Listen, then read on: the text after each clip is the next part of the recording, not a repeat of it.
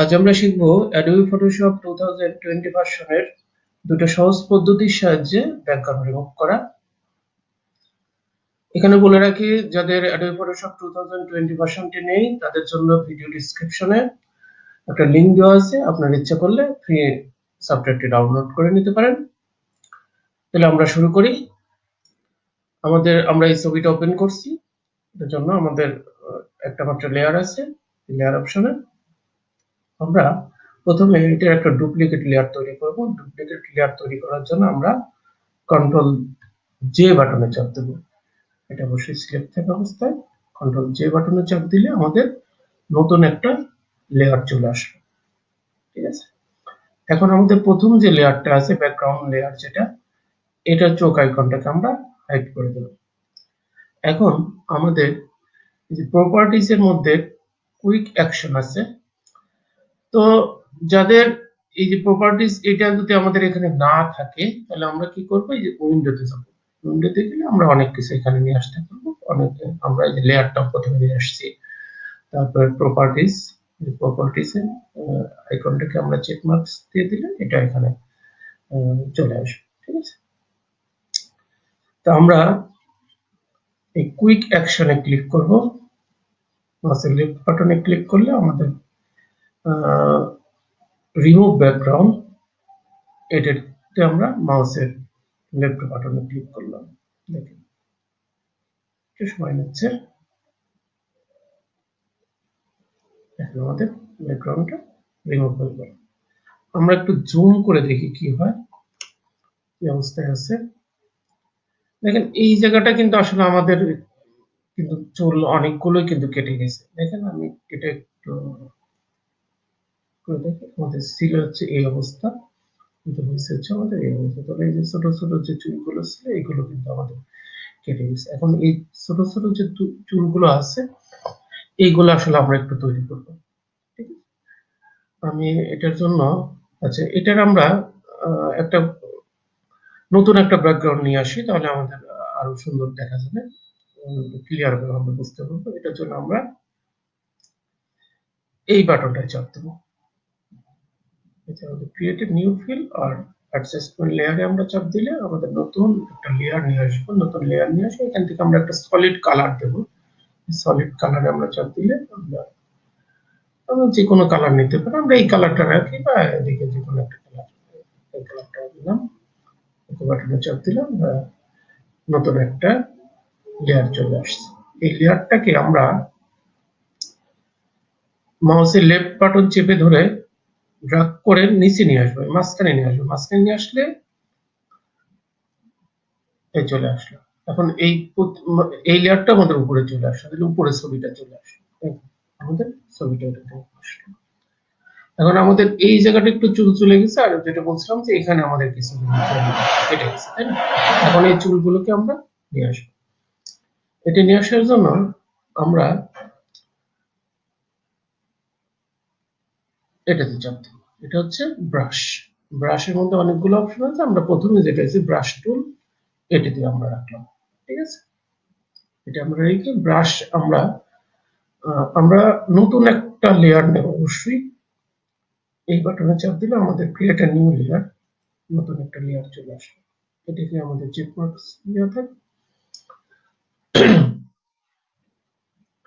এখন আমরা চুল, আমাদের যেহেতু এখানে চুল নেই, এটার জন্য আমরা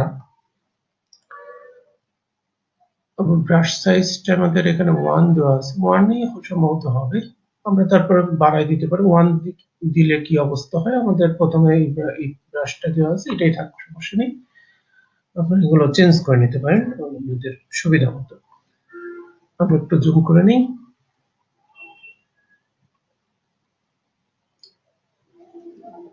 আমাদের ছবিটা ছিল এরকম, তাই না? আমাদের এখান থেকে চুল চলে গেছে। তাহলে আমরা চুল তৈরি করবো, তাই তো? আমরা প্রথমে এই কালারটাই নেই, চুলের যে কালারটা আছে এই কালারটা নিলাম। এই কালারটা নেওয়ার জন্য আমরা কিবোর্ডে অল্টার বাটন চেপে ধরে মাউসের লেফট বাটনে ক্লিক করলে আমাদের এই যে কালারটা দেখেন, এই কালারটা সিলেক্ট হয়ে যাবে। ঠিক আছে, এই কালারটা সিলেক্ট হওয়ার পরে আমরা এখানে মাউসের যে বাটন ড্রাগ করবো, ড্রাগ করলে দেখো এই যে চুল কিন্তু আমাদের তৈরি হয়ে যাচ্ছে। প্রথম আমরা এখানে আমরা কিছু উড়াই দিতে পারি এইভাবে করে আমাদের সুবিধা মতো।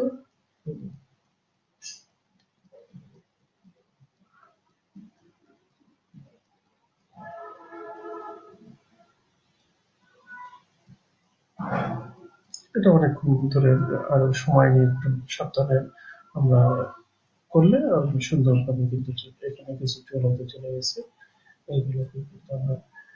এগুলোও কিন্তু আমরা এইভাবে ফ্রাই নিয়ে আসতে পারি, তাই না? ইচ্ছা মতো আপনারা দেখে একটু সময় নিয়ে এই কাজগুলো করতে পারেন। এখানেও আমাদের চলে গেছে, তাহলে আমরা এখানে একটু জুম করে নিই। অবশ্যই এইখান থেকে আমরা শুরু করবো, এখান থেকে শুরু করে উপরে চলে গেলে অসুবিধা নেই। আমরা এটাকে নিচে নিয়ে আসলে আমাদের লেয়ারটা অবশ্যই এখানে নিচেই দেওয়া আছে। তারপরে আমরা এই দেখেন নিচেই কিন্তু চলে আসবে চুলগুলো। একটু বাড়িয়ে দিতে পারেন। কালার নিয়ে যদি কোনো সমস্যা হয় যে এটার সাথে ম্যাচ করতেছে না, আমরা আবার এখানে ক্লিক করে নিতে পারি। চুল এটা এই কালার একটু নাও আসতে পারে। আমার কাছে মনে হয় যে আগেরটাই ঠিক ছিল। এবং আমরা কিন্তু এখানে একটু ব্রাশ করি।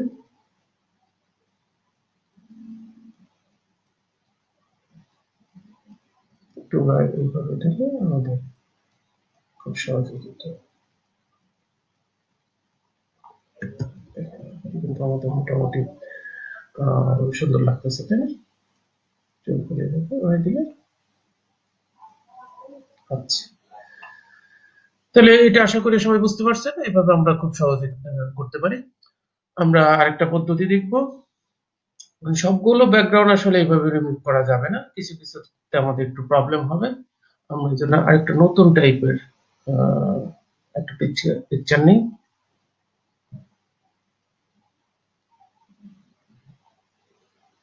আমরা ওপেন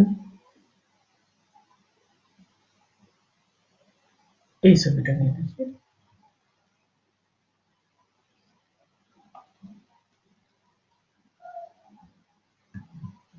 এটার জন্য আমরা একই কাজ করে দেখি কি হয়। আমরা নতুন কন্ট্রোল জে বাটনে চাপ দিয়ে নতুন একটা লেয়ার নিয়ে আসলাম। এইটাকে হাইড করে দিলাম। কুইক অ্যাকশনে ক্লিক করলাম, রিমুভ ব্যাকগ্রাউন্ডে ক্লিক করলাম, দেখি কি হয়। দেখেন কি অবস্থা, সব কেটে কেটে গেছে। তাহলে এইভাবে কিন্তু আমাদের এটা করা যাবে না আসলে, তাই না? তাহলে আমরা কন্ট্রোল জে বাটনে চাপ দিয়ে আমরা ব্যাকে চলে যাই। কন্ট্রোল জে বাটনে চাপ দিলে ব্যাকে চলে আসলাম। আমরা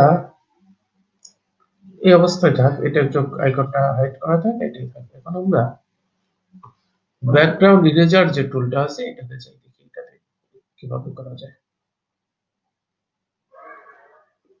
ব্যাকগ্রাউন্ড ইরেজার টুল, এটাই চেক মার্কস দেওয়া আছে। আমরা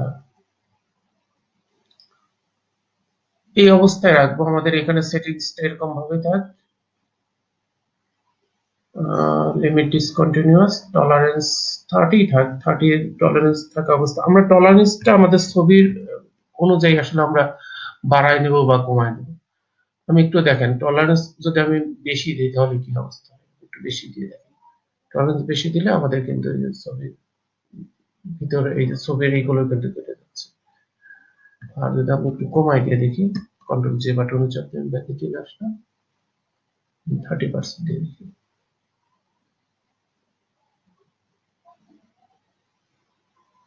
28 থাকবে, অসুবিধা নেই সম্ভব। আমরা দেখি কি অবস্থা।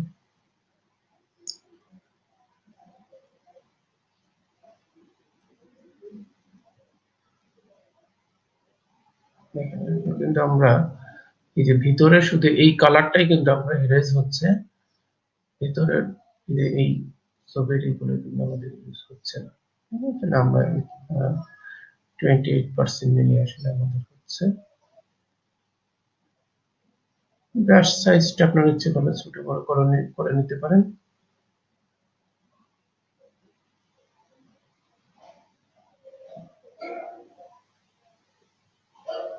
একটু বেশি সময় নিয়ে এগুলো করলে খুব সহজেই করতে পারবো।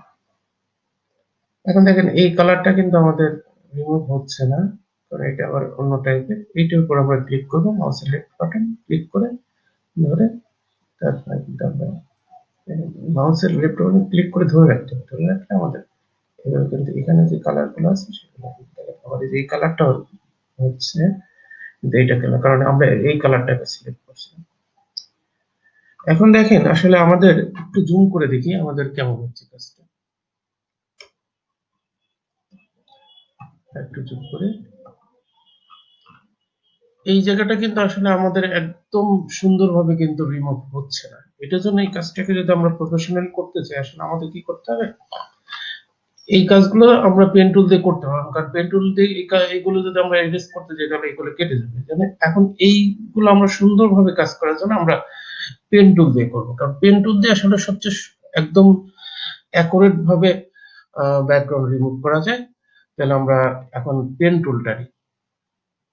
পেন টুলের যে প্রথম যেটা অপশন আছে এটাই আমরা নিলাম, পেন টুলটা নিলাম, নিয়ে আমরা জুম করে নেব ছবিটাকে। এখান থেকে আমরা শুরু করি, মাউসের লেফট বাটন ড্র্যাগ করলাম, এটা ক্লিক করলাম, ক্লিক করে আমরা এখানে মাউসের লেফট বাটনটাকে টেনে নিয়ে এসে টেনে ধরে আমরা দেখেন এইভাবে করলে এটা হলো। এখন আমরা যেটা করব, মাউসের লেফট বাটনটা এখানে ক্লিক করব এবং অল্টার বাটন চেপে ধরব, বুঝলে দেখেন এইটাই আমাদের কেটে গেল। আবার আমরা একইভাবে এই কাজটা করলাম, একইভাবে এই কাজগুলো করবেন।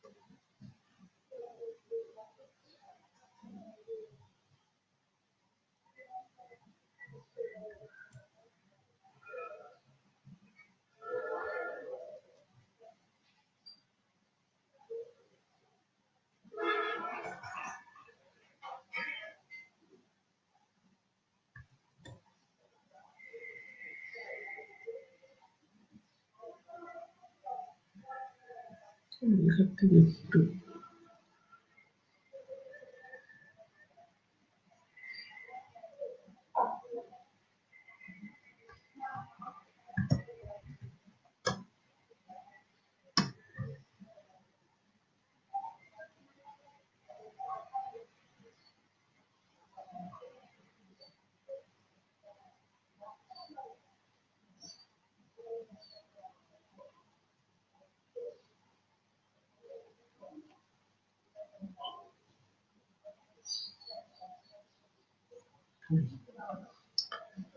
তাহলে আমরা এইটুকের এইভাবে পেন টুল দিয়ে সুন্দরভাবে কাটলাম।